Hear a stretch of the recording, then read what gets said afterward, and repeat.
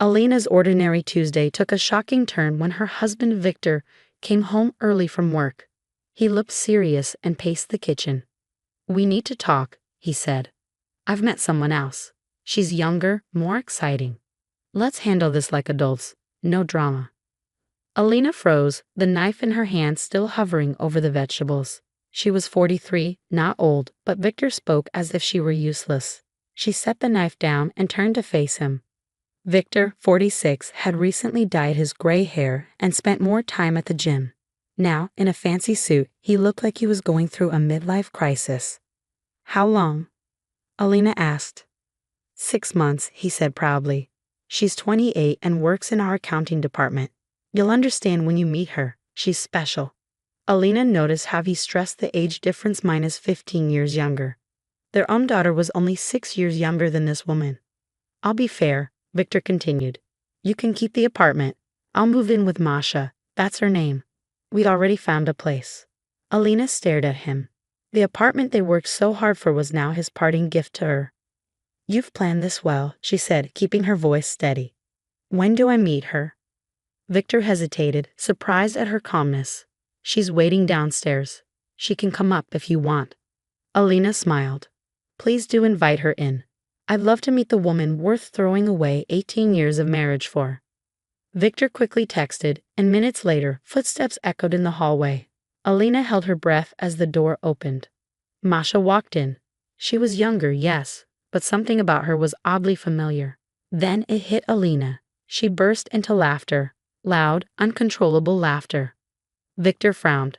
"What's so funny?" "Oh, Victor." Alina wiped her tears, still laughing.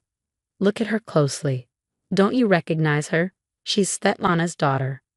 Victor went pale. Svetlana, his old secretary, the one who tried to ruin his career with false accusations years ago. The woman Alina had helped him fight off. Masha's confident smile faded. "You know my mother." Alina smirked. "Know her? I saved Victor from her schemes. And now, here you are, continuing her work." Victor looked at Masha in horror. "Tell her she's wrong," he pleaded. But Masha said nothing. The clever, calculating look on her face said it all. Alina picked up her phone. "Let's call Svetlana. I'm sure she'd love to hear what her daughter is up to." Victor's face drained of color. His grand plan, his easy escape, had completely fallen apart. Alina smiled, sharp and knowing. "Shall we sit down? We have a lot to discuss." The room was silent as they sat around the dining table, the same table where they had once shared family meals and celebrations. Now it felt like a negotiation table. Masha kept glancing at her phone, looking uneasy. Victor had his head in his hands, mumbling, "Impossible." Meanwhile, Alina calmly poured tea as if nothing unusual was happening. "So Masha," Alina said, placing the teapot down, "how much do you know about your mother's past with Victor?" I don't know what you mean," Masha replied, though her shaky hands gave her away. Alina smiled and picked up her tablet. "Let me remind you, 15 years ago, your mother, Svetlana, worked as Victor's secretary. She accused him of harassment and demanded a huge payout. But what she didn't know was that I had installed security cameras in his office." Victor lifted his head in shock. "You put cameras in my office?"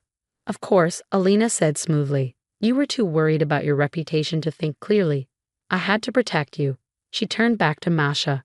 "Your mother was very convincing, crying, ripping her blouse, making threats. But everything was caught on video." Masha's face turned pale. "You still have those recordings? And a signed confession from your mother, admitting she lied?" Alina nodded. "I kept everything. I had a feeling it might come in handy one day." Victor now stared at Masha. "So was anything real? These past 6 months?" Before Masha could answer, Alina's phone buzzed. She glanced at it and smiled. "Perfect timing. Your mother is on her way up." Masha's eyes widened in panic. "You called her?" "I texted her an hour ago," Alina said cheerfully. "Told her I had some interesting news about her daughter." The doorbell rang. Masha looked terrified. Alina got up to answer it, leaving Victor and Masha frozen in place. Svetlana entered the apartment, looking older but still carrying the same sharp energy. However, when she saw Masha, she stopped in her tracks. "Masha? What are you doing here?" Hello, Svetlana, Alina greeted. Please join us. We were just talking about family traditions. Mother, I can explain, Masha started, but Svetlana cut her off with a glare. Explain what? That you tried the same stupid trick that ruined my career? That got us banned from every company in the city? Svetlana turned to Alina. I swear I didn't know she was doing this. After what happened, Alina reminded her, you signed a confession and promised never to do it again. But did you ever tell your daughter about that? Victor finally spoke, his voice weak. So this was all a setup. From the beginning? Svetlana sighed. Oh, Victor, you always fall for a pretty face. Masha suddenly stood. This isn't how it was supposed to go. Alina was supposed to freak out, demand half of everything. Then we would have leverage. Alina shook her head. Another blackmail attempt. Looks like history really does repeat itself. Svetlana grabbed Masha's arm. We're leaving. And you and I, she said firmly, are going to have a long talk about making stupid choices. Before leaving, she looked at Alina with regret. I truly am sorry. I thought I had changed. I guess I didn't teach my daughter well enough. Once they were gone, the apartment fell silent. Victor sat still, staring at his untouched tea. Alina, he finally said, barely above a whisper, I've been such a fool. Yes, Alina agreed simply as she gathered the teacups. Yes, you have. But now came the real question. Whether it was a setup or not, Victor had been willing to throw away 18 years of marriage for someone younger. As she washed the cups, Alina wondered, was there anything left to save? Or had Victor broken something that could never be fixed? The next few weeks passed in a blur of awkward silences and careful conversations. Victor moved into the guest room without being asked, seeming to understand that he'd lost the right to share their marital bed. He stopped dyeing his hair, abandoned his expensive new wardrobe, and the gym membership card disappeared from his wallet. But it wasn't enough. One evening, as Alina sat in a living room reviewing work documents, Victor approached with 2 cups of tea, a peace offering that had become his nightly ritual. I've been thinking, he said, setting down her cup. About everything. About us. Alina looked up from her papers, studying the man she'd spent nearly 2 decades with. The gray was returning to his temples, and he looked older now, not because of his age, but because of the weight of his actions. I've been thinking too, she replied, accepting the tea. Remember when we first bought this apartment? We could barely afford the down payment.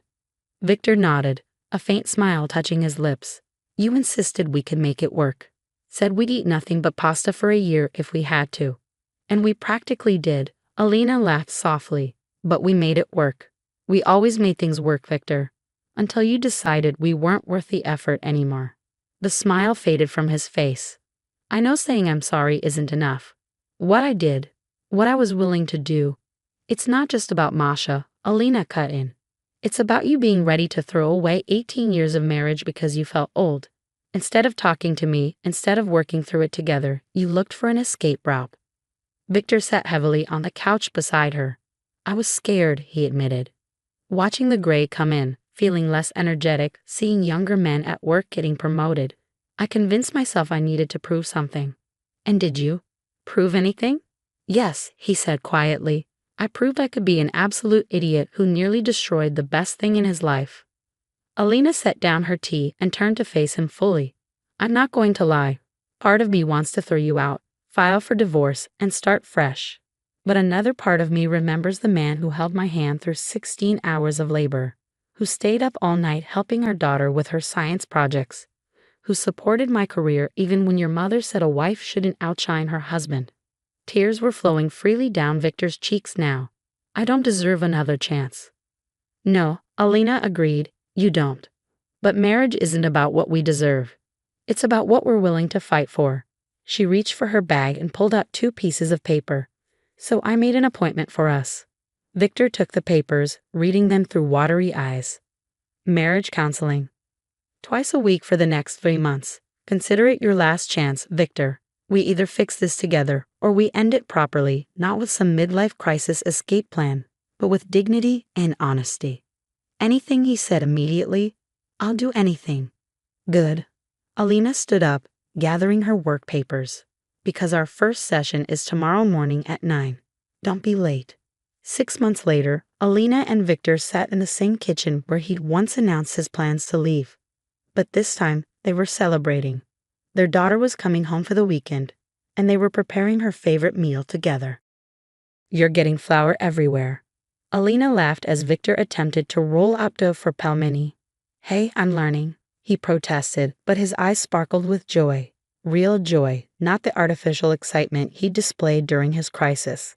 The counseling had worked wonders, helping them rebuild not just their marriage, but themselves as individuals. Victor had finally confronted his aging anxiety, while Alina learned to express her needs more openly.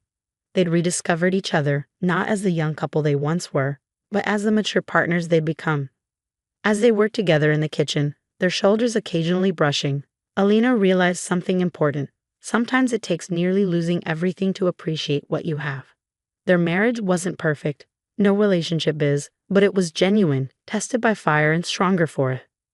When their daughter arrived that evening, she found her parents dancing in the kitchen to their old wedding song, covered in flour and laughing like teenagers. She snapped a picture and posted it online with the caption, "My parents, relationship goals for 18 years and counting." Victor saw the post later and showed it to Alina with tears in his eyes. "We made it," he whispered. "Yes," she smiled, taking his hand. "We did. And this time, let's keep making it work. No more drama needed."